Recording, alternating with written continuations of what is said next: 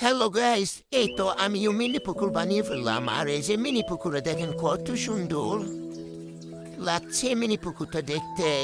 তো কার কাছে কেমন লাগছে জানি না, কিন্তু আমার যতটুকু মেধা শক্তি ছিল আমি যতটুকু পারছি আমার দিক থেকে আমি ফুটিয়ে তোলার চেষ্টা করেছি। আর এদিকে দেখেন মিনি পুকুর কিন্তু পানিও দিয়ে দিয়েছিলাম। আর এই যে এখন একটু সৌন্দর্যের জন্য একটু ফুল দিয়ে দিলাম। আর এই ফুলটা কিন্তু সব সময়কার জন্য দেওয়া হয়নি।